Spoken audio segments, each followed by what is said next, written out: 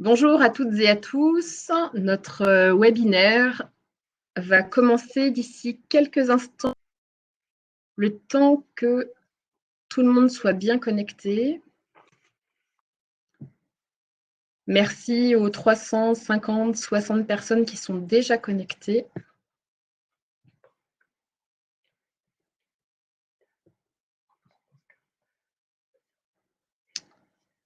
Nous allons attendre quelques instants. Il est 13h50.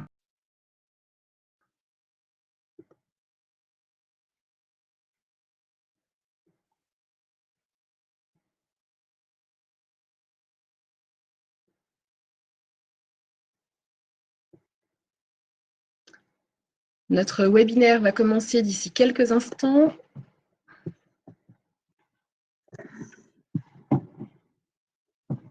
Comme la reprise d'activité, il va bientôt commencer.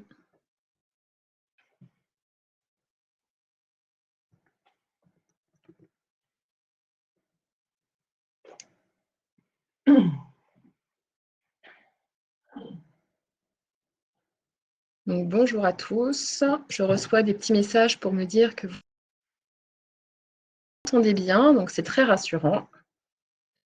À tous.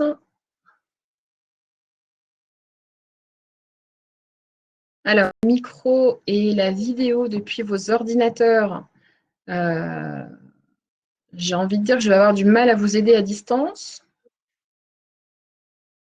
Tout ça est bien connecté dans les paramètres audio et vidéo de votre ordinateur.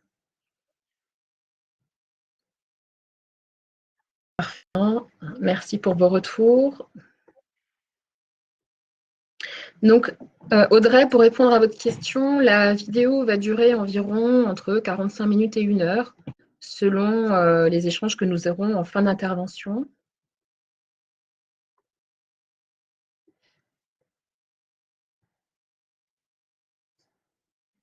Nous répondrons aux questions en fin d'intervention. Hein. Je les repère bien dans l'outil. On ne va pas y répondre tout de suite. On aura peut-être des réponses déjà au fil des interventions.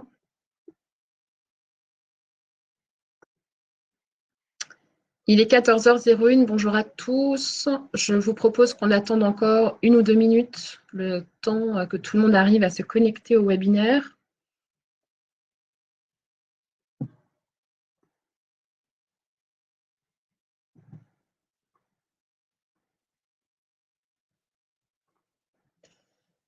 Alors, on en est à 390 personnes sur la plateforme. On va attendre quelques instants encore et puis on ne tardera pas trop à commencer.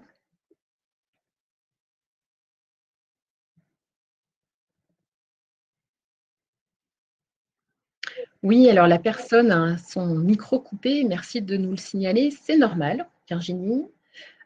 C'est pour ne pas parasiter les personnes qui prennent la parole. On va répondre à vos questions au fur et à mesure de l'intervention.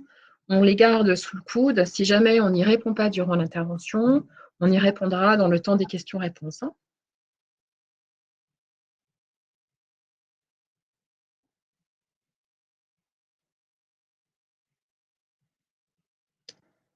Voilà, j'espère que les personnes qui rencontrent des difficultés techniques pour le son vont trouver une solution. Alors, si d'aventure vous rencontriez des difficultés, sachez que le webinaire sera disponible en replay, réentendre, nous réécouter sans difficulté.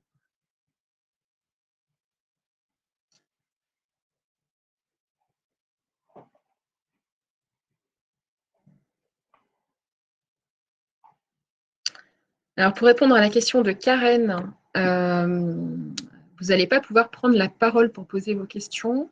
En revanche, posez vos questions par l'interface qui se trouve sur votre droite et je me ferai le relais des questions en fin de webinaire. Il n'y a pas de prise de parole possible des participants sur cet outil-là. Oui, on y utilisait plutôt Chrome. Si vous rencontrez des problèmes de micro, peut-être que ça peut venir de votre navigateur. Essayez de basculer sur Chrome qui semble plus adapté à Livestorm. Merci Charlotte.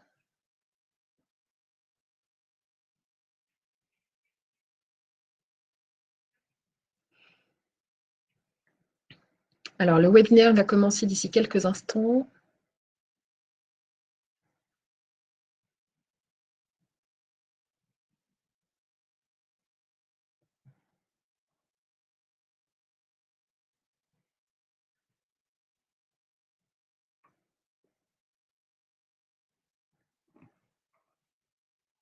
On ne va pas tarder à commencer. On a passé les quelques minutes réglementaires. Alors, juste pour vérifier, parce que tiens, j'ai un doute, est-ce que vous voyez la première diapo qui, sur un fond bleu, vous dit que ça va bientôt commencer? Est-ce que vous pouvez juste me dire oui, non, pour tout de suite? Voilà, oui, super, merci, j'ai eu un doute. Merci, merci, c'est bon. Merci, merci, merci, merci. Merci pour vos réponses. Alors, je vous propose de commencer d'ores et déjà. Il est 14h04. Nous sommes 390 personnes aujourd'hui connectées. Merci, merci à tous. Je vous propose de commencer. Alors, bonjour et bienvenue à toutes et à tous. Ce webinaire vous est proposé par Alsace Santé au Travail et donc l'un des services de santé au travail du Bas-Rhin situé sur Strasbourg. Donc, on attend aujourd'hui beaucoup de personnes. Merci beaucoup à tous. C'est notre premier webinaire qui est consacré à la reprise d'activité sous l'angle de la prévention primaire du risque biologique. Et je ne vous cache pas mon émotion à parler devant une assistance aussi grande et surtout aussi silencieuse pour l'instant. Parmi vous, des entreprises adhérentes, d'autres qui ne le sont pas, des institutionnels, des partenaires. Les informations que nous allons vous donner aujourd'hui ne feront évidemment pas cette différence-là. Ils s'adressent à tout le monde. Cette crise sanitaire nous a tous impactés, elle n'a épargné personne et elle nous conduit à agir de façon nouvelle et rapide pour vous proposer des formats de rencontres adaptés à ce contexte-là. Et nous travaillons aujourd'hui à vous proposer demain complémentaire à celui de la reprise d'activité. La reprise d'activité pose des tas de questions aux entreprises, aux salariés. Elle nous pose des questions légitimes. Et donc aujourd'hui, nous allons faire le point avec vous pour vous aider à vous y préparer et nous répondrons donc à toutes vos questions, enfin en tout cas à la plupart des questions, en fin d'intervention. Sur la droite de votre écran, vous voyez un onglet qui s'appelle Sondage. Nous allons utiliser cet onglet peut-être 2 ou 3 fois durant l'intervention pour vous questionner. N'hésitez pas à y aller et dès que vous verrez un petit point rouge, ça voudra dire qu'il y a un sondage qui est actif. Les diapositives qui vont vous être présentées cet après-midi seront disponibles lundi avec le replay de ce webinaire sur notre site internet ast67.org. Donc, je me présente, je suis Gaëlle Faure, je suis responsable de la communication à AST67. Et avec moi cet après-midi, Dr Sigel, médecin du travail et médecin coordinateur, et Dr Michel Weber, médecin du travail à AST67. Je vous ai dit que pour ce qui est des questions, envoyez-les nous au fur et à mesure et en fin de présentation, on tâchera de rassembler tout ça. Bien écoutez, c'est parti. La reprise, c'est maintenant. Sérieux?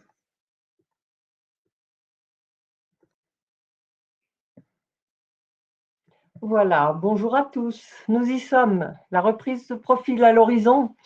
Il y a à l'évidence une volonté de faire reprendre l'économie et l'activité, mais il reste en arrière-plan un certain nombre d'inquiétudes sanitaires. Nous vous proposons donc aujourd'hui, dans ce cadre de webinaire, de passer en revue les points essentiels à prendre en considération pour une reprise d'activité, sans reprise du Covid-19, bien évidemment. Voilà, nous nous sommes présentés, voilà, on peut passer. Le sommaire qui va suivre, vous le voyez, passe en revue la question essentielle de la prévention primaire collective. Je traiterai ce point-là. Michel Weber traitera la prévention individuelle. Je retraite retour au travail suivi individuel. Michel passera sur la surveillance du virus. et je vous donnerai plus d'indications sur le dispositif d'accompagnement d'AST 67. Alors, nous sommes bien dans le cadre de la prévention primaire d'un risque biologique majeur. Prévention primaire, habituellement, est entendue comme le fait d'éviter l'exposition à un risque, l'exposition du salarié à un risque, en général professionnel. Mais ici, la notion de prévention primaire doit être comprise comme le fait d'éviter l'exposition mutuelle au risque biologique, car nous sommes tous partie prenante dans cette histoire-là. La prévention du risque biologique est en général sous-estimée dans le monde du travail en dehors du secteur sanitaire. Très peu de métiers se sentent concernés en réalité. Je citerai parmi ces métiers-là les métiers en contact, par exemple, avec les eaux usées dans le milieu sanitaire, dans le bâtiment, etc. Nous allons vous proposer une hiérarchisation des questionnements plutôt qu'un listing d'actions à mener. Ce listing, vous le retrouverez dès lundi sous la forme d'un guide PRA, plan de reprise d'activité, et nous vous invitons à le consulter. Comme toute prévention primaire, elle passe par des actions de prévention collective qui vont toucher un maximum de monde et des actions de prévention individuelle. Il n'y a rien de neuf dans le cadre de la prévention et de la façon de la structurer. Alors, je vous présente SARS-CoV-2 si vous ne le connaissez pas. C'est à partir de quelques points précis que nous allons réfléchir la prévention collective. La transmission du SARS-CoV se fait par les gouttelettes qu'on appelle habituellement les postillons vers les autres et sur les surfaces. Juste pour vous rappeler, parler calmement, c'est environ postillonner à 1,5 m. Parler très fort, c'est postillonner au-delà. Éternuer, tousser, c'est jusqu'à 5-6 mètres. Ensuite, il faut prendre en compte la durée de vie du coronavirus sur différents supports. Alors, il y a eu différentes études. Le cuivre, 4 heures, le carton, 24 heures, le plastique, 2 à 9 jours, l'acier, l'inox, 2-3 jours, le bois, 4 jours, le papier, jusqu'à 5 jours, selon les études.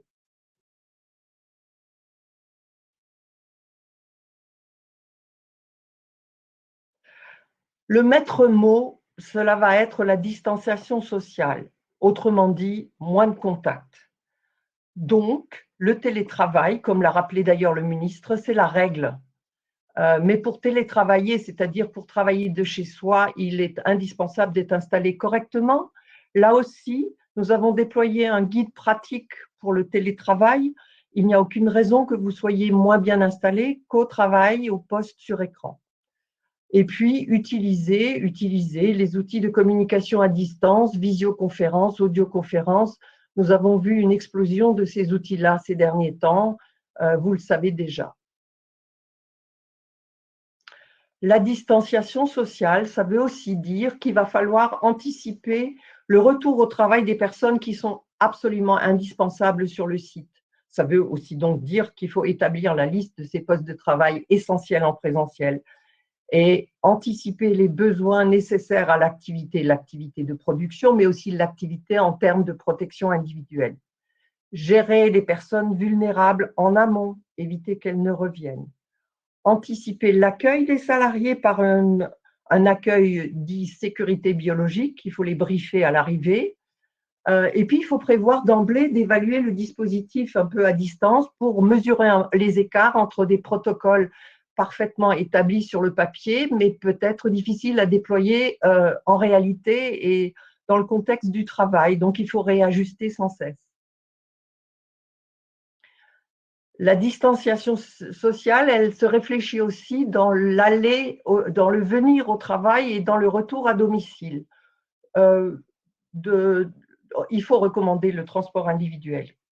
À défaut, lorsqu'on utilise les transports en commun ou lorsqu'on est à 2 dans une voiture, il faut recommander le port de masque si les distances sont inférieures à 2 mètres. Une fois que les gens sont sur le site, il faut organiser le flux des personnes et planifier un retour progressif au travail en fonction des besoins permet de mieux le travailler, ce problème-là. Il faut donc limiter le nombre de personnes présentes simultanément sur le lieu de travail. encadrer l'accès, la sortie des locaux, matérialiser les flux de déplacement dans l'entreprise, définir la circulation dans les couloirs, notamment.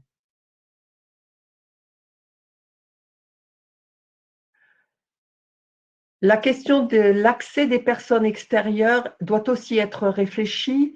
Vous devez en contrôler l'accès. Pour la chose la plus fréquente qu'est la réception du courrier, il faut prévoir un dispositif qui permet de déposer de manière sûre le courrier, mais il faut en éviter la diffusion immédiate. Vous avez vu tout à l'heure que le SARS-CoV reste sur le papier et le carton un certain temps, donc il ne faut pas manipuler le courrier n'importe comment. Il faut se désinfecter les mains avant-après. Il faut éventuellement utiliser des gants, bien que Dr Weber va revenir sur la question des gants, pour lesquels on n'est pas très favorable. Prévoir l'accueil des livreurs et prévoir l'accueil des transporteurs. Tout ça doit se réfléchir et être protocolisé. Il tombe sous le sens qu'il faut éviter les réunions de personnes dans des locaux. Annuler, reporter ce que vous pouvez, réduire le présentiel. Les déplacements professionnels, les déplacements entre sites, et il faudra donc aussi organiser l'accès aux salles de réunion, condamner des chaises, en ôter, faire des marquages au sol. De manière globale, réfléchir à toutes les parties communes de l'entreprise, les salles d'attente pour certains, matérialiser les distances, encore une fois le marquage au sol et ôter des chaises, organiser l'accès au réfectoire, cantines, restaurants d'entreprise. Beaucoup d'entreprises les ont fermés en première intention, mais à un moment donné, le fait de ne pas y avoir accès pose d'autres problèmes, où prendre son repas. Donc il faut réfléchir à ça. Organiser l'accès aux sanitaires, vestiaires, douches, on va y revenir.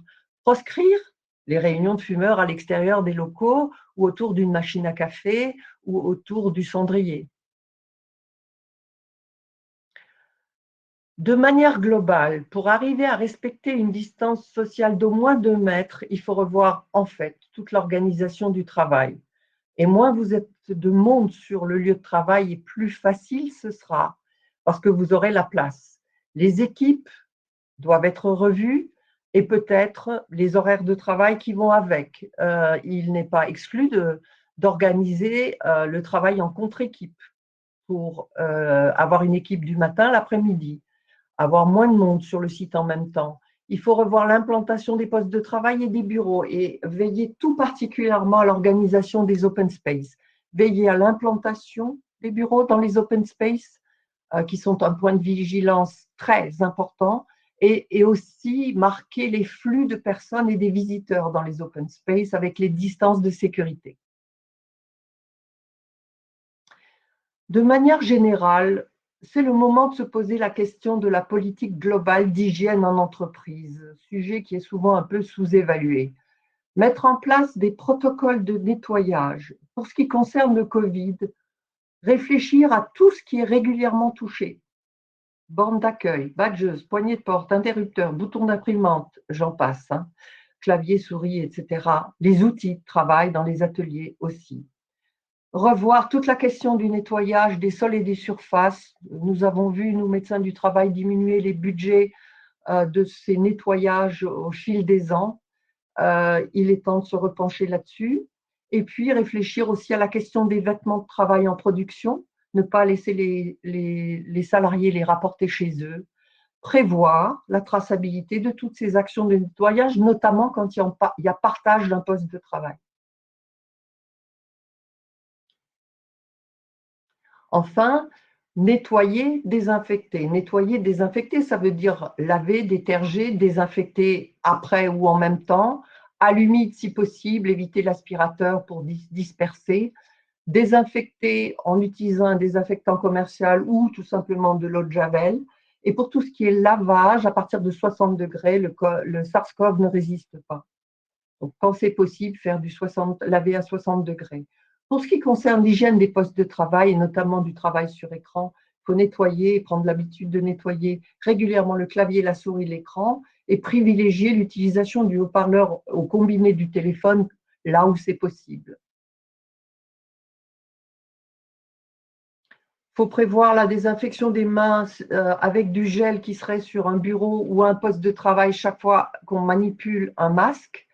En cas d'accueil du public, prévoir une désinfection des mains avant l'arrivée du public, installer des pare-gouttelettes, des plexiglas pour tout accueil de public, mettre des films étirables sur les objets manipulés par le public, par exemple la borne de paiement, exiger le port de masque, éventuellement distribué dans les espaces clos et confinés, et si la distance de 2 mètres ne peut pas être respectée.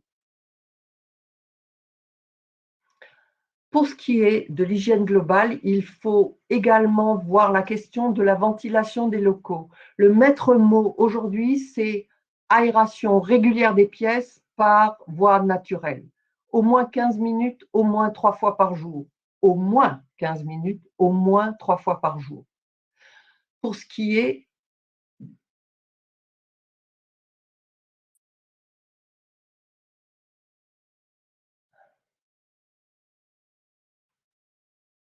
nous avons apparemment un problème dans le déroulé.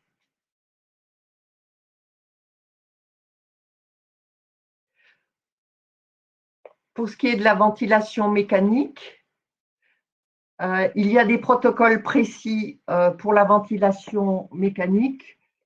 Il faut il faut basculer la ventilation à la vitesse nominale au moins 2 heures avant le début de la période d'occupation du bâtiment.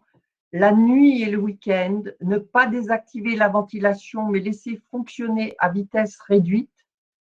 Garder la ventilation des toilettes en fonctionnement 24 heures sur 24 et 7 jours sur 7. Fenêtres fermées. Basculer les unités de traitement d'air avec recirculation à 100% d'air neuf. Il va falloir arrêter. Gaëlle a un problème d'ordinateur. Le PowerPoint s'est arrêté. Donc, on va attendre que notre DIRCOM nous relance le PowerPoint. Oui. Je vais commencer peut-être à répondre à certaines de vos questions qui s'affichent en attendant que notre DIRCOM puisse relancer le PowerPoint. Il y a un petit problème de réseau apparemment. Plus de son non plus. Ah, alors c'est un vrai problème. Est-ce que vous m'entendez? Ah, merci. Merci Marie. D'accord. Donc, je vais regarder, je vais passer un petit peu en revue les questions que vous posez. Juste une seconde. Ah, je ne peux pas dérouler. Pour le nettoyage des équipements bureautiques, les produits, les lingettes désinfectantes, il faut juste vérifier qu'elles contiennent suffisamment d'alcool. En général, c'est indiqué dans les caractéristiques techniques. Pour la clim, oui, j'y reviens. Nous avons été souvent interrogés sur notre plateforme pour ce qui concerne la ventilation et la climatisation. Et les ingénieurs et techniciens de ce domaine, je ne suis pas ingénieure et technicienne de ce domaine, mais je les ai interrogés là-dessus, nous ont répondu qu'il fallait éviter de faire de l'entretien de la ventilation à ce moment dans le contexte actuel, continuer de nettoyer les filtres comme c'est prévu dans le plan d'entretien, mais effectivement, monter la ventilation avant l'occupation des locaux, ça veut dire qu'il faut programmer la ventilation à la vitesse nominale 2 heures avant le début de la période d'occupation du bâtiment. La nuit, le week-end, ne pas désactiver, la mettre moins rapidement, avec des flux moins importants, à vitesse réduite. Pour ce qui concerne la VMC des toilettes, je reviendrai sur la question des sanitaires tout à l'heure. Celle-ci, il faut la garder en fonctionnement 24 heures sur 24, 7 jours sur 7, fenêtres fermées, pour que le flux se fasse dans le bon sens. Basculer les unités de traitement d'air avec recirculation à 100% d'air neuf et inspecter l'équipement de récupération de chaleur pour s'assurer que les fuites sont sous contrôle.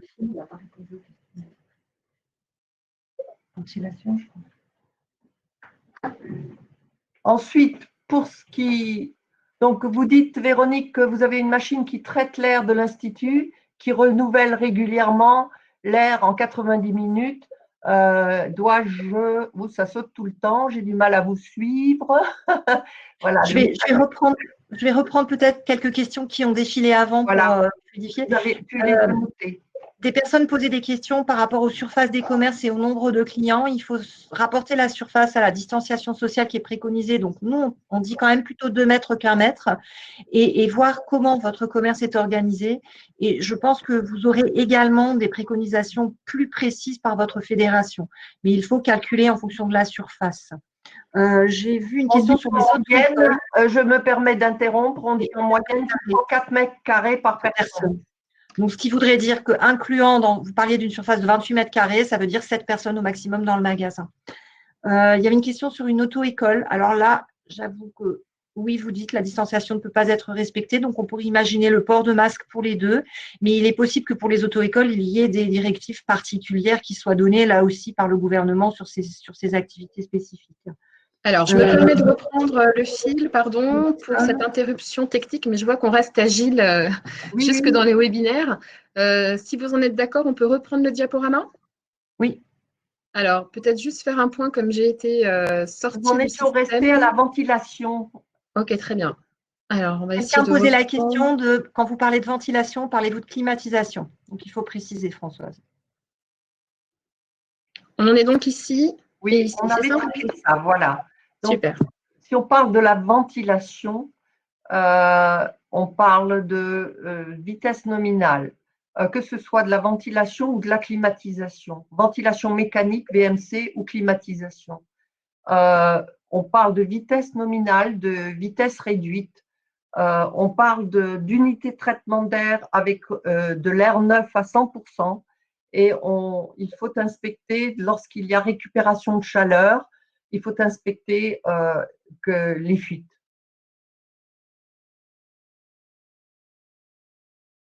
On en a parlé, Gaëlle, tu peux passer à la suite. Si j'en viens à la question de la gestion des déchets, réserver des poubelles particulières aux masques, par exemple, à ces déchets qui sont de nature biologique, mais les recommandations ne vous obligent pas à les traiter comme des dasseries à risque infectieux dans les entreprises en général. Elles vous demandent de mettre un double sac, d'éliminer le lendemain et surtout d'utiliser des poubelles à pédales. Pour les milieux sanitaires, je ne vais pas m'apesantir là-dessus. Ils ont l'habitude de traiter la gestion des déchets par des filières spécifiques pour le risque industriel, les dasseries. Revoir l'organisation des sanitaires et leur utilisation. Laisser les portes extérieures des sanitaires ouvertes. Laisser la VMC en continu, fenêtre fermée. Mettre un affichage indiquant de fermer le couvercle des sanitaires avant de tirer la chasse d'eau pour éviter l'aérosol. Mettre à disposition des lingettes désinfectantes pour la lunette, la commande de la chasse et la poignée de porte. Mettre à disposition savon liquide, essuie-mains à usage unique et afficher une consigne de lavage des mains. Vestiaire et douche, contrôler l'accès, adapter le nombre de salariés présents en simultané à la surface des vestiaires, aux besoins, organiser les flux, décaler les horaires. Ne pas laisser emporter les vêtements de travail à la maison, assurer le nettoyage sur place, intensifier de manière globale le nettoyage en augmentant sa fréquence aussi dans les vestiaires et douches. Et pour réaliser tout cela, il faut associer le CSE, il faut co-élaborer et communiquer des règles d'hygiène et de sécurité claires. Je vous l'ai dit à l'introduction, c'est l'affaire de tous, tout le monde est partie prenante. Plus il y a coélaboration et mieux les consignes et les protocoles seront respectés. Il faudra bien évidemment, à la suite de cette réflexion, mettre à jour le document unique d'évaluation des risques par rapport au Covid-19. N'hésitez pas à solliciter le service de santé pour l'élaboration des consignes sanitaires et la gestion du retour des post-Covid, parce que nous les voyons revenir maintenant, en tous les cas pour ce qui concerne les formes légères et modérées de Covid. Les formes graves ne sont pas encore de retour. et pour gérer les personnes vulnérables à une forme aggravée de Covid. Appuyez-vous aussi sur un référent interne Covid-19 qui sera un excellent levier pour l'application des consignes et qui pourra réaliser régulièrement des audits dans vos locaux.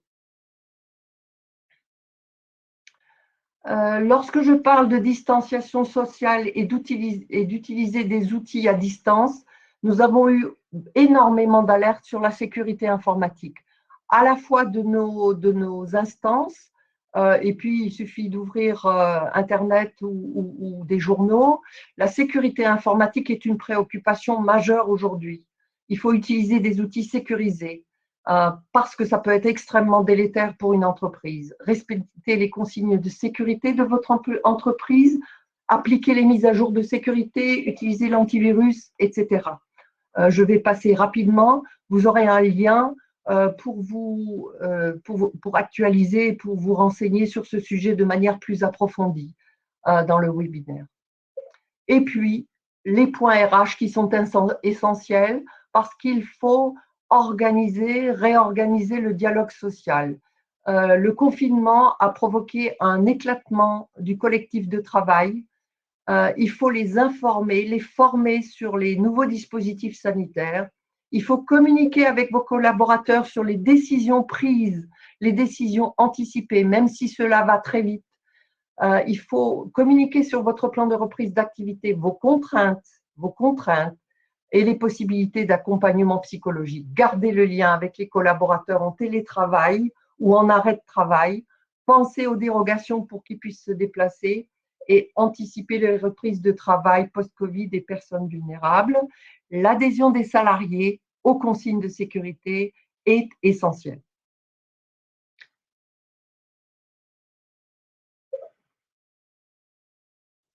Merci, docteur Sigel, pour toutes ces précisions. La prévention collective, qui, on l'a bien compris, est un préalable à la démarche de prévention face au Covid. Place maintenant à docteur Weber pour nous parler de prévention individuelle. Alors, la prévention individuelle, c'est celle qui va concerner les salariés individuellement.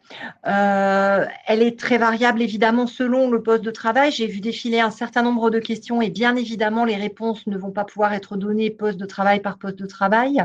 Nous allons balayer les choses de manière un petit peu générale, mais adressez-vous à votre médecin du travail pour avoir des détails plus particuliers sur les structures, selon la structure dans laquelle vous exercez. Il est évidemment indispensable, obligatoire, que l'employeur mette à disposition les équipements de protection nécessaires à l'activité. Et donc, selon les cas, ces équipements ne vont pas être les mêmes, mais c'est bien à l'employeur de les fournir. On peut proposer dans un premier temps de donner un petit kit d'accueil concernant du gel hydroalcoolique, éventuellement un masque grand public. La question des masques reste vraiment très liée à la nature de l'activité et on y reviendra un petit peu plus tard. En entreprise, les masques grand public, je reviendrai sur cette définition, peuvent être recommandés lorsque la distanciation sociale ne peut pas être respectée. Je vous rappelle que nous avons parlé de 2 mètres pour ce qui nous concerne et pas d'1 mètre, ce que vous retrouvez un petit peu dans beaucoup de références. Ces masques sont donc recommandés quand la distanciation sociale ne peut pas être respectée. Ils peuvent être éventuellement doublés de visières pour les salariés en contact avec le public. Je pense notamment aux employés de commerce, aux personnes effectuant de l'accueil. Dans ce cas-là, on peut conseiller un masque et en plus une visière qui doit cependant du coup être nettoyée de manière régulière. Le masque grand public, la visière, peut également être quelquefois la seule solution pour les postes de travail nécessitant des éléments importants qui ne permettent pas de travailler pendant 8 heures avec un masque. Mais là, ce sont des situations vraiment particulières à évaluer avec votre médecin du travail. Selon les tâches à réaliser, on a vu passer des questions sur la petite enfance. L'usage d'un tablier jetable peut également être recommandé, voire obligatoire, tablier qui est jeté après une certaine durée d'utilisation ou après réalisation de change. La question des gants, là aussi, j'ai vu défiler des questions. Les gants ont été beaucoup adoptés ces derniers temps, notamment, on les voit beaucoup dans les supermarchés. Attention, les gants deviennent des mains. porter des gants peut quelquefois constituer une fausse sécurité puisqu'on va avoir moins tendance à changer de gants ou à désinfecter ses gants qu'à se laver les mains. Nous conseillerions plutôt, dans ces cas-là, l'utilisation régulière de solutions hydroalcooliques que l'usage de gants qui peuvent être portés pendant 4 heures sans être changés et qui, à ce moment-là, véhiculent du virus, donc potentiellement véhiculent la contagiosité, y compris pour le salarié qui va, avec ses gants, porter les mains au visage. Donc, prudence vraiment sur les gants. L'essentiel est quand même le lavage des mains, le soluté hydroalcoolique. Il va bien évidemment falloir gérer l'approvisionnement de tous ces équipements, gérer l'approvisionnement de gel, de savon, d'essuie-mains, de lingettes, de tous les équipements. AST vous a mis en ligne, vous avez le lien et vous aurez le diaporama, donc vous aurez tous les liens qui sont sur nos diapos vers une plateforme qui permet de commander des masques et des EPI. L'essentiel dans cette épidémie, c'est de modifier, d'intensifier, d'insister tous les jours sur les comportements individuels d'hygiène, les gestes barrières. Il faut former vos salariés à ces gestes barrières. Il faut leur apprendre, nous y reviendrons. Et il faudra également auditer, vérifier, car malheureusement, je pense que nous sommes partis pour plusieurs semaines, voire mois, de gestes barrières. Donc, vérifier régulièrement qu'il n'y a pas de relâchement dans cette prévention primaire individuelle, auditer, vérifier que les choses sont faites correctement et corriger s'il y a des erreurs. On va faire un petit point sur les masques. Alors, les masques, vous l'avez entendu certains, je refais le point quand même. Les masques chirurgicaux sont des masques qui protègent partiellement la personne qui le porte et qui protègent les autres, puisqu'ils évitent la transmission de gouttelettes. Ces masques chirurgicaux sont préconisés en utilisation hospitalière avec une stratégie de double masque. Donc, quand je dis hospitalière, je pense également aux EHPAD, où on conseille de mettre un masque aux résidents et un masque aux salariés. Dans ce cas-là, le masque chirurgical est efficace. Bien mieux que le masque chirurgical en milieu hospitalier, le masque FFP2, sans valve. S'il a une valve, il ne protège pas l'entourage. Les masques FFP2 sont actuellement encore recommandés, enfin, quasi réservés normalement à l'usage hospitalier. Mais donc, voilà. Les masques FFP2 ou FFP3 avec valve, donc, protègent le salarié pour les employeurs pour lesquels les salariés portent déjà des FFP3 pour d'autres raisons, poussière de bois, etc., mais ne protègent pas l'entourage. L'utilisation hospitalière peut également être recommandée. Les masques en tissu, je vais m'y arrêter. Il y a déjà actuellement des masques en tissu normés AFNOR qui commencent à circuler, qu'on peut trouver dans le commerce. Ces masques en tissu protègent partiellement la personne qui les porte, mais protègent surtout l'entourage, l'extérieur. Les masques normés AFNOR sont munis d'un filtre. Il est donc temps maintenant de mettre à la poubelle les masques, de remiser dans vos armoires les masques qui ont été fabriqués par vos amies couturières ou par vos belles mamans. Elles seront un peu désolées, mais ces masques-là, qui ont été utilisés au moment de l'épidémie, faute de mieux, doivent être abandonnés car ils ne contiennent pas de filtre. Ils ne peuvent pas être une solution en milieu hospitalier, en EHPAD, où ce sont les masques chirurgicaux qui doivent être préconisés. Oublions les écharpes, là aussi, c'était une solution quand il n'y avait pas de masque. Vous voyez bien que ce n'est pas efficace. Les écharpes, on oublie. Alors, l'utilisation du masque doit être apprise. Il faut déjà apprendre, laver ses mains avant de mettre son masque et après l'avoir enlevé. Et vous avez ici un tutoriel qui vous permettra d'apprendre à vos salariés ou apprendre à tout le monde à mettre correctement un masque et à enlever correctement le masque. Donc, sur le diaporama, le lien fonctionne. De la même manière, le lavage des mains doit être appris, révisé, et il faut vérifier régulièrement que les gens continuent de se laver les mains selon la technique qui est donc sur l'autre tutoriel que nous vous proposons. Alors, l'approvisionnement en masques dans le Grand Est, donc la région a initié une plateforme qui permet d'avoir accès à une liste de fournisseurs. On a quelques entreprises du Grand Est qui sont positionnées sur le créneau sur des masques qui vont être normés. Vous avez donc les liens vers la liste des fournisseurs.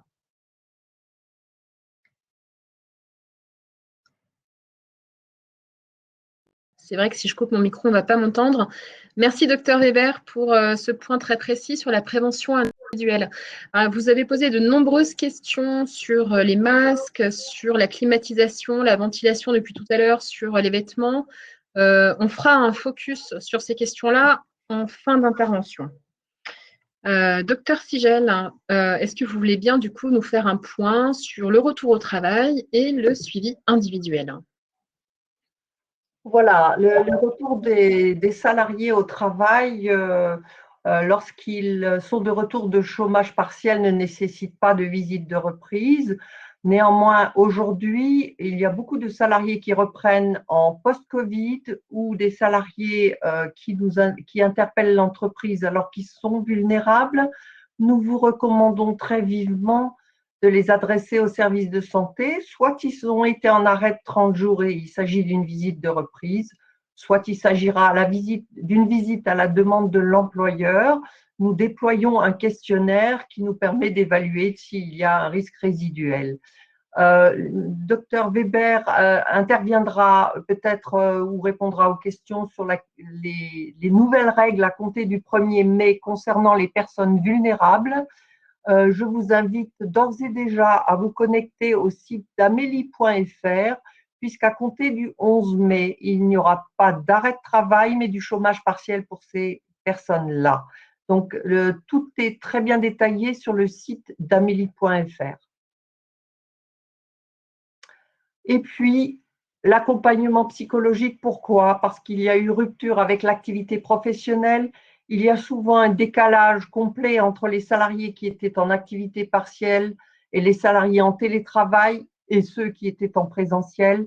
Il y a en quelque sorte une rupture du lien social et la reprise est difficile de ce point de vue-là. AST 67 a mis au point 3 dispositifs qui seront activés à la demande. L'un pour le secteur sanitaire et social, l'autre pour les grandes entreprises et le troisième pour les TPE-PME qui bénéficient d'un dispositif spécifique.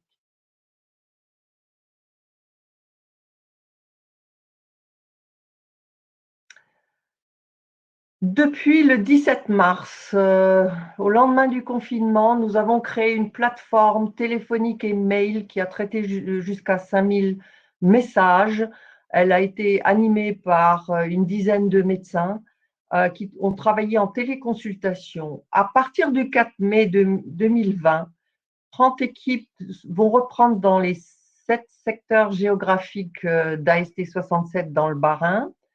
Pour connaître votre centre, nous vous invitons à vous connecter au site et sur ce lien-là, qui sera en ligne, je le répète, avec l'ensemble du PowerPoint de ce webinaire dès lundi. J'ai vu quelques questions de cette nature passer dans les questions. Le suivi individuel continue d'être assuré. Suivez l'évolution de notre organisme sur le site internet. Il n'y a pas aujourd'hui de prise de rendez-vous possible depuis l'espace adhérent. Mais les indications pour les prises de rendez-vous seront données par vos interlocuteurs lorsque vous prendrez contact.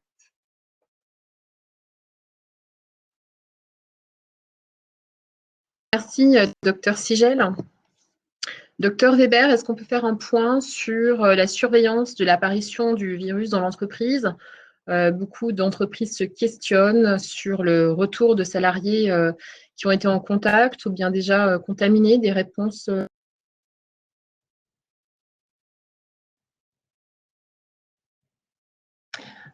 Alors, sur le retour des salariés qui ont été en contact ou contaminés, le docteur Sigel a déjà répondu. Nous sommes à la disposition des employeurs pour effectuer des entretiens téléphoniques pour ces salariés. Cela étant, si le salarié a repris, nous faisons confiance aux médecins généralistes qui ont prescrit des arrêts maladie assez longs. Et si les salariés ont repris le travail depuis jour, il n'y a pas forcément de raison d'organiser ces entretiens dans l'immédiat. Maintenant, avec la reprise de l'activité de tout le monde, il faudra effectivement nous solliciter pour un entretien téléphonique lors du retour au travail post-Covid.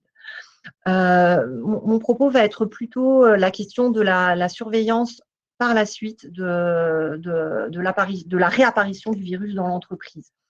En tant qu'employeur, il est recommandé aux employeurs de demander, même pas de demander, d'obliger leurs salariés à rester à domicile s'ils présentent des symptômes de type donc toux, essoufflement, mal de gorge, fatigue, les troubles digestifs, nausées, vomissements, la perte de goût et de l'odorat qui a été découverte comme étant vraiment très spécifique du Covid. Tous ces symptômes doivent conduire le salarié à rester chez lui, consulter son médecin traitant avant d'envisager d'aller travailler. Il est recommandé également de prendre sa température le matin et de vérifier qu'elle n'est pas supérieure à 37,8. Au-delà de 37,8, il faut là aussi, dans la période actuelle, appeler son médecin traitant et consulter directement ou en téléconsultation avant d'envisager le retour au travail. C'est une règle générale. Par ailleurs, cette affirmation répond à la question de la prise de température à l'entrée du site. Les prises de température à l'entrée de site, que ce soit par caméra infrarouge, température frontale, etc., soulèvent de nombreuses questions éthiques, juridiques, déontologiques, plus une question de fiabilité. Elles ne sont pas fiables. La seule mesure qui peut couvrir un employeur, c'est plutôt de demander à ses salariés de ne pas venir au travail s'ils ont plus de 37,8. Il faut également établir dans les entreprises une procédure pour qu'en cas de symptômes survenant pendant la journée de travail, la personne soit renvoyée chez elle pour une prise en charge médicale le plus rapidement possible. Voilà. Alors, on va parler un petit peu des tests de dépistage en entreprise qui ont beaucoup mobilisé la presse ces dernières semaines. Je vous rappelle, nous avons les tests PCR qui sont des tests de dépistage qui se pratiquent donc par un frottis du nez qui est extrêmement désagréable. Ce test est utile uniquement pour les personnes qui présentent des symptômes. Sauf dans certains cas particuliers où l'ARS a décidé de mener des études particulières et où tout le personnel va être testé, on pense notamment aux EHPAD, aux établissements médico-sociaux. Dans le reste des entreprises, il n'y a aucun intérêt à réaliser des tests PCR, par exemple, au moment de la reprise de l'activité. Ces tests donnent 30% de faux négatifs, ce qui signifie que dans 30% des cas, le salarié peut être contagieux alors que son test est négatif. Et surtout, ces tests doivent être réservés aux personnes symptomatiques.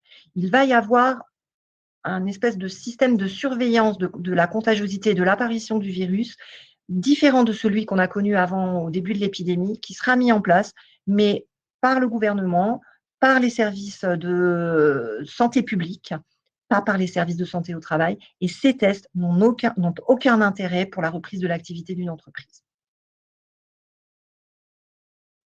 Le dépistage de l'immunité par sérologie. Là aussi, les entreprises nous interrogent sur la question de savoir s'il faut faire des tests d'immunité à leurs salariés.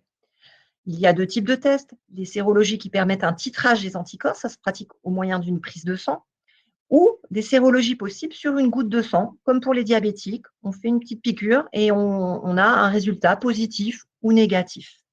Ces tests, pour le moment, sont en cours d'homologation et de validation. Et de toute façon, le premier test, la sérologie avec titrage des anticorps sur prélèvement sanguin, se fait uniquement sur prescription médicale par un biologiste. Il faut surtout garder à l'esprit que les sérologies doivent servir uniquement aux médecins dans le cadre du suivi d'une personne et absolument pas, là encore, dans une stratégie pour l'entreprise. Pourquoi ? Parce qu'une sérologie négative n'éliminera pas une contagion en cours. En début de contagiosité, dans les 15 premiers jours de la maladie, la sérologie est négative. Mais surtout, la sérologie positive, c'est-à-dire le salarié qui aura fait un Covid pendant la période de confinement, qui aura des anticorps, continue de pouvoir propager le virus par ses mains. Lui n'est plus contagieux, mais s'il touche une surface qui a été contaminée auparavant par quelqu'un d'autre, il va, sur ses mains, transporter le virus de quelqu'un d'autre. Une sérologie positive peut même le détourner des gestes barrières.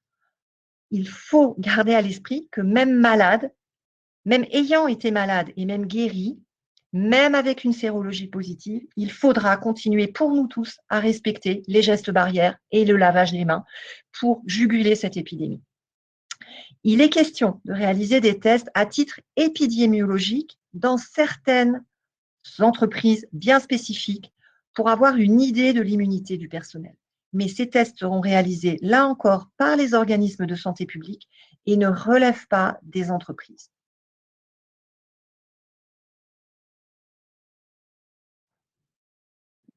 Docteur Weber. Docteur Sigel, AST67 s'est organisé face à cette crise sanitaire et continue de s'organiser depuis maintenant 8 semaines. On en est où aujourd'hui? Alors, je vous l'ai dit tout à l'heure, dans un premier temps, nous avons réagi par la plateforme Covid. Pourquoi cela? Parce que pendant un certain temps, nous avions essayé de filtrer les salariés qui venaient de régions infectées, que ce soit des gens qui revenaient de retour d'Asie ou de l'Italie du Nord ou puis du Haut-Rhin, etc. Et puis à un moment donné, l'épidémie a été dans le Bas-Rhin. Donc, cela a été compliqué et vous connaissez l'impact dans le Grand Est de l'épidémie. Donc, un certain nombre de nos collaborateurs ont dû rester en arrêt de travail. Aujourd'hui, nous rouvrons 7 centres avec 30 équipes. Nous restons transitoirement en téléconsultation et nous donnons énormément de conseils. Énormément de conseils. Pour le reste, nous accompagnons sur demande les gens du point de vue psychologique avec les 3 formules dont je vous ai parlé tout à l'heure. Nous participons en visioconférence au CSE dans les entreprises qui nous sollicitent pour suivre aussi et donner notre avis sur les protocoles et les plans. Certains ont posé la question, est-ce que le médecin du travail peut venir en entreprise pour parler, pour vérifier que les conditions soient respectées? Nous ne pourrons pas venir dans toutes les entreprises. C'est la responsabilité de l'employeur de faire respecter la distanciation sociale et les gestes. Nous pouvons donner un avis sur ça et nous sommes amenés à donner un avis pour les gens vulnérables qui veulent reprendre le travail. Les gens vulnérables qui veulent reprendre le travail doivent avoir un contexte optimal. Pour ce qui est de notre dispositif d'accompagnement, vous avez un certain nombre de mises à jour sur le site internet. Les documents et les mises à jour sont extrêmement rapides. D'un jour à l'autre, nous avons mis par exemple à jour une foire aux questions sur les personnes vulnérables. Le contexte évolue vraiment très vite et il faut rester très agile. Ce qui était vrai avant-hier ne l'est plus aujourd'hui. Nous sommes présents également sur les réseaux sociaux et nous avons mis en place une démarche proactive d'assistantes qui interpellent les employeurs qui nous appellent peu pour interagir avec eux et on doit dire que elles sont bien accueillies. Voilà. Alors, quelles ont été nos ressources? Le ministère du Travail a édité énormément de fiches métiers spécifiques. Je vous conseille, quand vous avez posé des questions, j'en ai vu passer sur des métiers, la conduite à tenir dans des métiers spécifiques ou les précautions à prendre, rapportez-vous à ces fiches métiers qui sont maintenant très fournies. Le ministère de la Santé et des Solidarités tient également un site à jour avec énormément de documentation. Nous mettrons en ligne le guide pour le plan de reprise d'activité disponible lundi avec le replay de ce webinaire sur le site d'ast.org.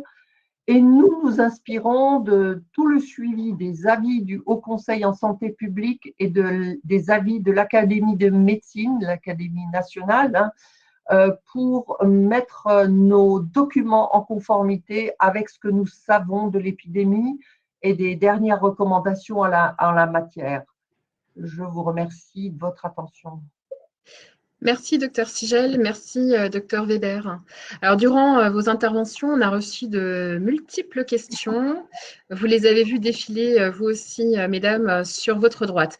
Alors, j'ai fait une petite sélection de questions. Vous m'excuserez qu'on ne puisse pas répondre à toutes les questions que vous avez posées. Je vais essayer de balayer quelques questions. Alors, première question, concernant les déchets. Les masques jetables proposés à nos salariés doivent-ils être jetés dans une poubelle d'Asri? Non, pas si vous n'êtes pas une entreprise du sanitaire, du milieu sanitaire. Les masques doivent être mis dans une poubelle à lien classique, mais il faut mettre un deuxième sac par-dessus et les éliminer le lendemain. Merci. Autre question concernant le suivi individuel. Quelles sont les règles pour la visite médicale de reprise suite à une maladie, sachant que nous n'avons pas l'information si la salariée a été en arrêt pour le Covid ou pour une autre maladie? Peu importe, vous faites une visite de reprise, le médecin avisera. Ok. Une autre question concernant le référent Covid. Qui prend le rôle de référent Covid dans l'entreprise? Écoutez, dans l'entreprise, les questions de conditions de travail, etc., ça dépend de la taille de l'entreprise. Dans les petites entreprises, c'est souvent l'employeur lui-même qui suit ses préoccupations. Dans d'autres entreprises, c'est l'ingénieur ou le technicien en hygiène, santé, environnement. Tout dépend de la taille de l'entreprise, mais c'est mieux d'avoir un interlocuteur sur le sujet qui centralise la connaissance et suit le dispositif. Une question qui vient d'arriver de Jonathan. Que faire dans le cas d'une salariée enceinte qui ne souhaite pas obtenir d'arrêt maladie alors qu'il n'est pas possible d'adapter son poste en télétravail? Je vais la reprendre parce que j'ai vu passer beaucoup de questions identiques sur les salariés vulnérables, etc. Alors, pour les personnes vulnérables, y compris, j'ai vu passer des questions pour les personnes en situation d'obésité. Il faut savoir qu'en début de crise, on nous disait les IMC supérieurs à 40. Et aujourd'hui, le Haut Conseil de la santé publique nous parle d'IMC supérieurs à 30. L'IMC, c'est l'indice de masse corporelle, poids divisé par la taille en mètres au carré. IMC supérieur à 30, c'est donc l'obésité. Il faut, dans ces cas-là, que l'employeur adresse le salarié au service de santé au travail et nous aviserons avec le salarié. Nous évaluerons le risque. Soit ces personnes se mettent en… Alors, ce ne sera plus un arrêt de travail, ce sera donc un certificat d'isolement qu'ils obtiendront par leur médecin traitant. Soit les salariés l'obtiennent par leur médecin traitant et dans ce cas-là, ils seront placés par vous au chômage partiel sur la foi de ce certificat d'isolement. Soit vous avez des salariés pour lesquels vous êtes inquiets, mais ils veulent venir travailler quand même. Dans ce cas-là, sollicitez une visite et nous évaluerons le risque en fonction de la nature des équipements en place, en fonction du poste de travail, en fonction de la pathologie, en lien avec le médecin traitant. Nous aviserons si le salarié veut malgré tout, après avoir obtenu une information claire sur le risque, continuer de travailler. Mais ce sera très certainement avec un certain nombre d'équipements de protection qui devront être mis en place. Beaucoup de personnes ont posé la question de qui sont les salariés vulnérables. Allez sur amélie.fr, vous aurez un lien avec toutes les pathologies et un lien vers l'avis du Haut Conseil de la santé publique. Un employeur ne peut pas connaître un IMC. Un IMC, ça se voit. Je vous ai dit poids sur taille au carré. Je vais revenir un peu en arrière parce qu'on a parlé, docteur Sigel, vous avez parlé de la durée de vie du virus sur les surfaces en tout début d'intervention. Et très vite, nous avons eu des questions à propos de la durée de vie sur les vêtements. Bonne question, j'ai oublié.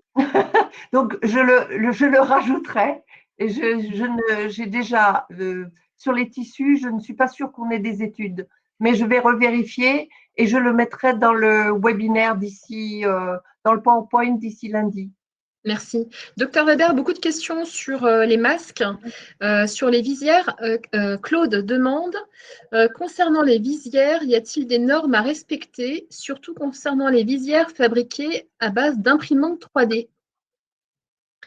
Alors, les visières, je vous l'ai dit, c'est en cas de contact fréquent avec le public et avec un port de masque en dessous, ou dans les cas très particuliers où le masque ne peut pas être porté. Donc, ça doit devenir très, très minoritaire.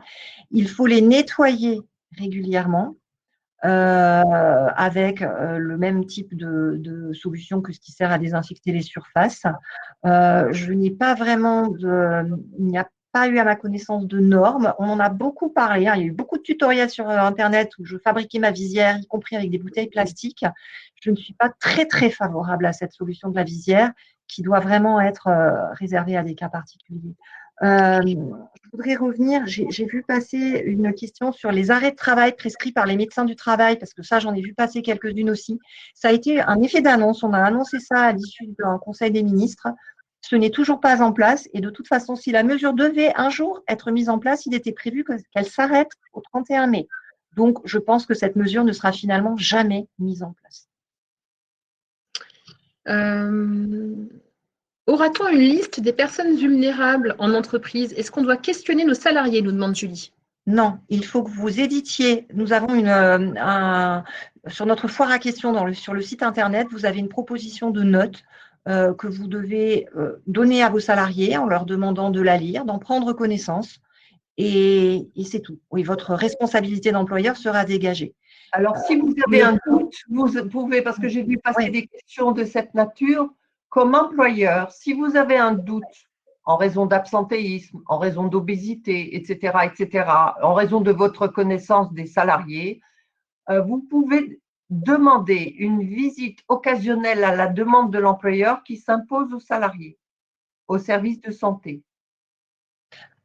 Une nouvelle question sur les tests, je vous ai dit non. Les tests ne seront pas faits par les services de santé au travail en dépistage. Le dépistage sera organisé par Santé publique France dans le cadre d'enquêtes épidémiologiques bien spécifiques. Il n'y aura pas, a priori pour le moment, de dépistage de masse. Ce n'est pas à l'ordre du jour. Je reviens sur les personnes contacts de personnes vulnérables. Vos salariés qui vivent avec une personne vulnérable peuvent également bénéficier du certificat d'isolement. Mais évidemment, ce n'est pas aux employeurs d'interroger leurs salariés pour savoir s'ils vivent avec une personne vulnérable. On en arrive à la responsabilité personnelle de la personne. Alors attention, question très précise de Sébastien. Une personne ayant des problèmes de santé notoirement connus dans l'entreprise, une salariée à haut risque, qui refuse la mise en télétravail demandée par l'employeur au motif de la discrimination liée à la santé. Que faire? Alors, je vais répondre à cette question. Il faut demander l'avis du médecin du travail, puisque toute la santé au travail permet de passer outre la question de la discrimination liée à la santé. Si l'employeur demande une visite occasionnelle à la demande de l'employeur, le médecin du travail va répondre éventuellement par un aménagement de poste. Cet aménagement de poste va s'appeler télétravail et s'impose à l'employeur et aux salariés. J'ai vu passer de nombreuses questions sur l'hypertension, si vous permettez. Sur l'hypertension, quand elle est bien contrôlée par un traitement, qu'il n'y a pas d'autres facteurs de risque à côté, ne constitue pas en soi un motif d'éviction après le 11 mai. Mais c'est une évaluation conjointe entre le médecin du travail et le médecin traitant. Quelqu'un a posé la question de que fait-on en pratique avec le courrier?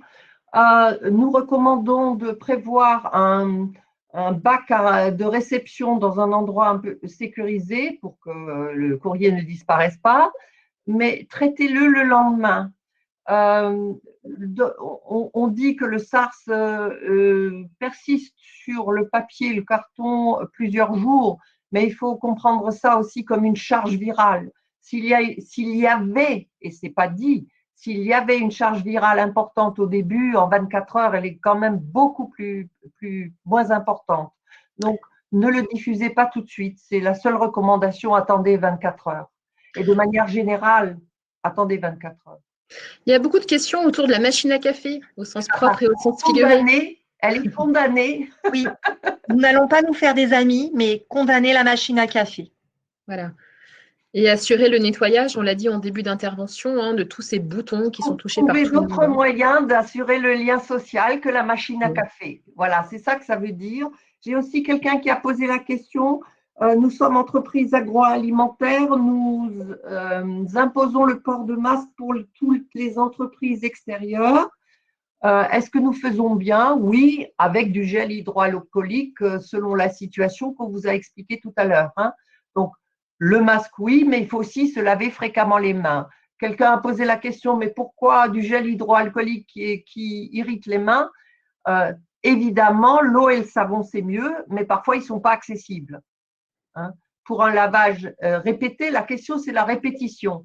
Donc, par exemple, je donne l'exemple des caissières de supermarché, elles ne vont pas pouvoir se lever toutes les heures pour aller se laver les mains.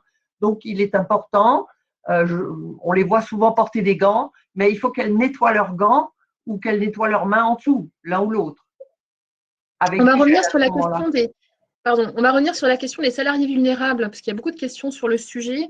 Claire pose la question suivante. Peut-on faire parvenir une sorte de questionnaire rapide à nos salariés pour s'assurer qu'ils ne sont pas personnes à risque, avec précision IMC plus de 30, etc. C'est très délicat de prendre un rendez-vous médecine du travail de 2-3 personnes sous prétexte que physiquement, elles peuvent avoir un IMC supérieur à 30. Il faut leur expliquer. L'employeur a un devoir d'information. On ne peut pas lui demander plus en termes de responsabilité. C'est vrai qu'au début du Covid, sur la plateforme, j'ai été frappée par le nombre de demandes concernant les personnes vulnérables et on finissait par nous demander ou demander aux médecins du travail des listings. Vous comprenez bien que c'est juste impossible. Nous sommes tenus par les règles de notre métier à la discrétion et au secret médical, donc encore plus sur des listings. Donc ça, c'est véritablement impossible. L'employeur est tenu d'informer par tous moyens utiles ses salariés sur le dispositif. Quand il a un doute, il demande l'avis du médecin du travail. Il n'y a pas d'autres règles. On va répondre à Cédric qui m'a déjà posé 2 fois la question et effectivement, je l'avais zappé. À propos des sèche-mains, sèche-mains électriques type Dyson ou bien essuie-mains papier? Usage unique. Oui, essuie-main papier. Tout ce qui est aéroporté, diffusé avec des flux d'air, non. Alors, pour rester dans le sujet… Pardon Gaëlle, idem pour les soufflettes dans les entreprises. Il faut faire très attention aux soufflettes en ce moment. Ça veut dire que si on doit les utiliser véritablement, il faut qu'il n'y ait personne sur le chemin. Une question de Marie, parce qu'on reste dans le sujet aussi. Doit-on aussi condamner les fontaines à eau? Comment faire en cas de canicule? Doit-on fournir des bouteilles d'eau? Oui. Question les de coiffeurs Sophie, posent beaucoup de questions. Sophie demande comment vont faire les coiffeuses avec les sèche-cheveux? Je pense que pour les salons de coiffure, vous allez avoir des recommandations spécifiques. Oui. C'est vraiment un métier particulier. J'ai vu passer beaucoup de questions. Il y aura vraisemblablement d'ici le moment de la réouverture des salons de coiffure, des recommandations spécifiques pour les salons de coiffure. Les pâtissiers s'inquiètent aussi des fours qui ventilent de l'air dans le labo. Oui, mais les fours, sachant que le virus ne résiste pas à 60 degrés, ça ne me semble pas un problème. Ouais. Est-ce que le virus se transmet par le sang? Il n'est pas réputé pour ça. Ouais. J'ai eu une question sur les EPI. C'est un équipement de protection individuelle pour la personne qui l'a porté. Et une personne a posé la question de mais pourquoi 2 mètres et pas 1? C'est écrit au minimum 1 mètre. Donc, imaginez bien que si vous organisez tout pour une distance d'1 mètre, vous êtes dans 50% des cas en dessous. Donc, nous disons 2 mètres au moins, et parce qu'aussi les postillons, quand on parle, partent à 1,5 m.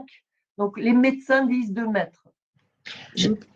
Oui, docteur Weber, pardon. Il y a Céline qui demande si on doit informer les salariés qu'un de leurs collègues a le Covid et donner le nom de ce collègue contaminé. J'allais répondre à cette question-là justement et à d'autres que j'ai vu défiler. À partir du 11 mai, il y aura en place des équipes, alors le nom n'est pas encore tout à fait défini, bref, des équipes de santé publique. Dès qu'un cas aura été détecté, une personne sera détectée positive, ces équipes vont faire une enquête d'entourage qui pourra inclure les salariés qui ont été en contact avec cette personne. Ces équipes ne sont pas des équipes du service de santé au travail, ce sont des équipes de santé publique car elles vont également voir au niveau de la famille, au niveau des amis, voir qui a été en contact avec cette personne et il y aura un isolement de ces personnes contacts et des tests de ces personnes contacts. Donc, ce n'est pas spécifique à l'entreprise. L'enquête sera faite à ce moment-là par des équipes spécifiques qui, si besoin est, contacteront les salariés contacts. Donc, absolument pas de nom à diffuser pour ce qui vous concerne. Et les enquêtes seront faites par d'autres que les employeurs. Par la suite, les choses seront suivies par ces équipes de santé publique. Nathalie nous demande… Une chose, on fait un peu la brigade, monsieur dans le Schneider, désordre en question, en termes de réponse, parce que tout arrive un peu dans le désordre. Oui. Quelqu'un a posé en amont la question, mais pourquoi la température rectale? Parce que les critères de déconfinement, c'est-à-dire au début, on avait des questions d'auto-quarantaine ou de quarantaine des personnes qui présentaient des signes. Donc, ces personnes-là, il y a eu des critères de déconfinement. Il faut C'est au minimum 8 à 10 jours après le début des symptômes Covid, sous réserve que la température rectale soit inférieure à 37,8. Voilà, ce sont les recommandations. Parce que la température prise autrement, elle a un décalage de 0,4 au moins, et que cette température soit prise alors qu'il n'y a pas d'effort physique et pas de prise de médicaments contre la fièvre. Donc ça, c'est la première condition. La deuxième condition du déconfinement, c'est qu'il n'y ait aucun essoufflement. Pour l'instant, ces conditions n'ont pas changé, et tout cela depuis 48 heures. Ça répondait aussi à la question des employeurs qui nous demandaient de faire, qui voulaient mettre en place des prises de température à l'entrée du site. Vous pensez bien qu'ils ne peuvent pas mettre en place de la température rectale. Donc, ils vont s'abstenir de le faire, et toute autre prise de température n'est pas conforme. Alors, plusieurs questions. Y a-t-il des traces dans les eaux usées? Nous vidangeons les fosses septiques, demande Nathalie, et dans le doute, nous imposons le FFP2 aux équipes. Oui, mais je pense que Covid Oui. ou pas, franchement, pour les eaux usées, il faut le FFP2. Ça, c'est l'histoire le contexte Covid ne doit pas faire oublier qu'il y a les précautions habituelles de prévention collective et individuelle qui sont liées aux risques de l'entreprise. Les risques eaux usées, j'en ai parlé tout à l'heure, c'est un risque biologique de toute façon. Donc, Covid ou pas. Peut-on utiliser n'importe quel désinfectant vendu dans le commerce? Non. Il faut qu'il ait au moins 70% d'alcool dedans et qu'il soit agréé EN, je ne sais plus exactement. Il y a la norme dans le PowerPoint. Hein. Oui, vous l'avez dans le dispositif. Pour la désinfection, j'en avais parlé. Je vais le retrouver. Excusez-moi. EN 144-76. Voilà, merci. Caroline. Oui, c'est ça. EN 144-76. Merci, Gaëlle. Merci, Caroline. Pas mal de questions du secteur de la petite enfance. Caroline. La petite enfance se questionne sur quel masque porter, est-ce qu'il faut utiliser des gants pour changer les enfants, comment gérer la distance? Alors, les masques, a priori, seront des masques grand public, d'après les recommandations que nous avons aujourd'hui, mais il est possible que là aussi, des recommandations nouvelles sortent pour le secteur de la petite enfance, puisqu'on sait bien que vous ne pouvez pas respecter la distance dans le secteur de la petite enfance. Le port de gants pour l'échange, je répondrai comme Françoise sur les masques FFP2. Je pense que de toute façon, le port de gants pour l'échange ou le lavage des mains après l'échange était déjà en place avant et ça ne change rien à votre pratique d'avant. Douche obligatoire en petite enfance? Alors, la douche, j'ai vu passer là aussi, il y a vraiment sur la question de la douche au travail ou à la maison, évidemment, là, c'est vraiment des choses extrêmement spécifiques à voir en fonction de votre configuration et de la possibilité de nettoyage de ces douches. Il peut être préconisé plutôt aux salariés de se doucher en rentrant à la maison s'il n'y a pas de douche, ou si on n'est pas en capacité d'assurer l'hygiène correcte de ces douches, puisque si les douches sont prises au travail, il faut bien évidemment mettre en place le nettoyage ad hoc pour les douches. Il y avait une question sur pourquoi le savon suffit-il pour les mains et pas l'alcool. Je déconseille de prendre de l'alcool à 70 pour un nettoyage fréquent des mains au quotidien. Ce serait extrêmement irritant. Ce serait presque une brûlure chimique. Donc, le savon suffit pour les mains. Un nettoyage fréquent dans les règles de l'art, comme vous le trouverez dans la vidéo, suffit pour les mains. Par contre, pour les surfaces, vous pouvez y aller avec un produit plus fort. Une question d'Ulrich. Les personnes ayant eu un contact avec un cas confirmé, par exemple les réservistes qui reprennent leur poste, combien de temps de quarantaine leur faut-il? En principe, c'est 15 jours. 15 jours, 3 semaines. 15 jours, 3 semaines. Il y a de nombreuses questions encore. Vous êtes encore presque 600 personnes connectées. Il est déjà 15h15. Ce que je vous propose, c'est d'arrêter là ce webinaire. On a répondu à beaucoup de questions. Le replay et le diaporama, comme dit, seront en ligne d'ici lundi.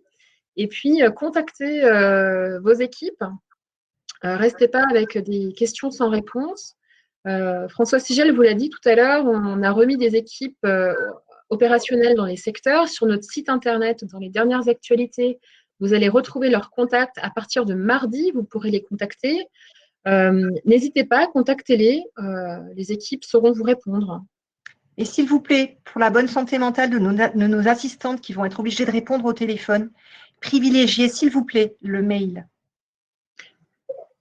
Ça permet de tracer, ça permet de documenter les réponses. C'est plus simple pour les équipes. Et nous, pour éviter… Répondre à vos questions, nous l'avons fait depuis le 16 mars.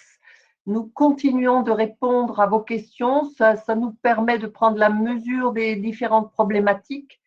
Je verrai dans quelle mesure on peut répondre encore à ces questions-là via notre site, mais vous aurez les réponses.